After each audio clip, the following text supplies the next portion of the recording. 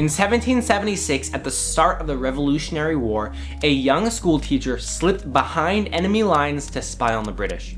Within days, he was captured and hung, and he was still only 21. But his final words became an iconic rallying cry for Americans. So who was he? Why did he do it? And how did the failed mission spark the creation of America's first spy network?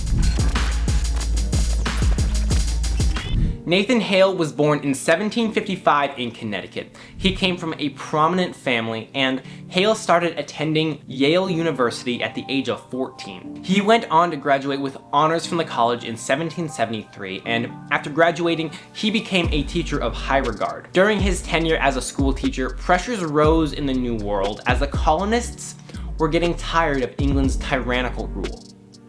As a young man, Hale agreed and quickly became more and more patriotic. His background had nothing to do with the army or being in the service, but he simply did not care. As his brothers went off to join the Continental Army in early 1775, Hale was left to consider his role in the fast approaching war. Finally, in July 1775, Nathan Hale enlisted without ever even knowing that he would become an emblem in American history.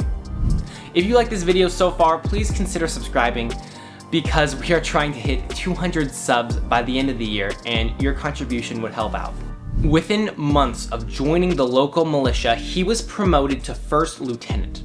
The company that Hale had joined had fought in the Battle of Bunker Hill, although for unknown reasons, Hale was not at the battle. Regardless of the reason Hale wasn't at Bunker Hill, it left a sour taste in his mouth for just sitting back while his friends and fellow patriots were being killed in the glorious call of battle.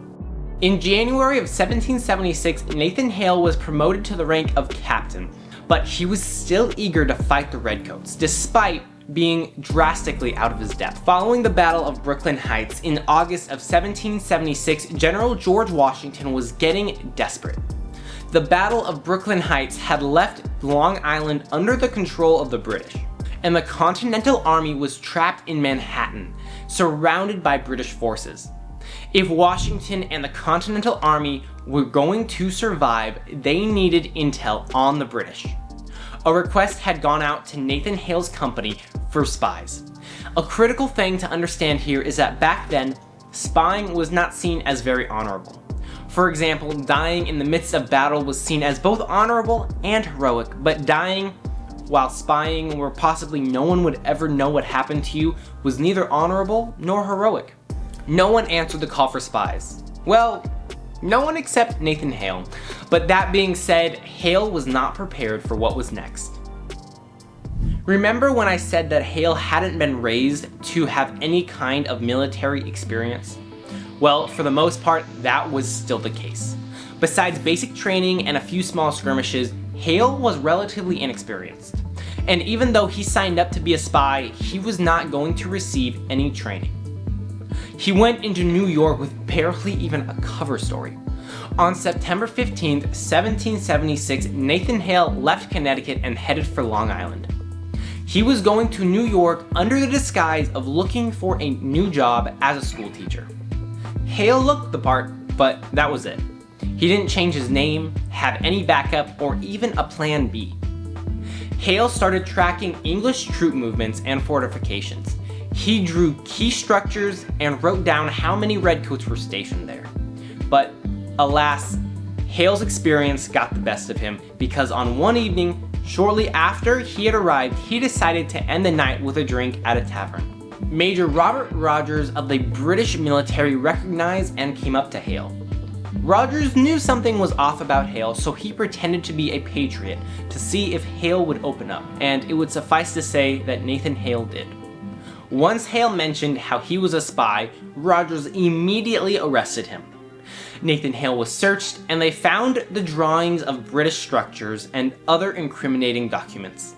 He was held captive for a couple of days at most, and during this time, a British officer said that Hale had carried himself with a gentle dignity. British General Howe declined Hale a trial and quickly condemned him to be hung. Nathan Hale's final words ring through the halls of patriotism and liberty. He said, quote, "I only regret that I have but one life to lose for my country." He was hung on September 22nd, 1776, 1 week after he had begun his mission at the young age of 21. There is a bit of controversy over his last words because they actually come from a play called Cato. It was a favorite of Hale's at the time, but there is not a definite source that says these were actually his last words. Even though Hale died, it launched the need for something more permanent and long-term. After General George Washington had escaped New York, Washington got the inspiration for the Culper Ring. This group of American spies saved the revolution more than once and was led by one of Nathan Hale's closest friends, Benjamin Talmadge. They remained active and working throughout the American Revolution, delivering messages, uncovering plans, and discovering traitors. These informants were beaten and worked tirelessly for the promise of a new nation, and they remained adamant that the colonists could win. After everything I just told you, there was a crazier story than that, because an American politician killed a founding father and then tried to launch his own empire. Click here to find out what happened after Aaron Burr killed Hamilton.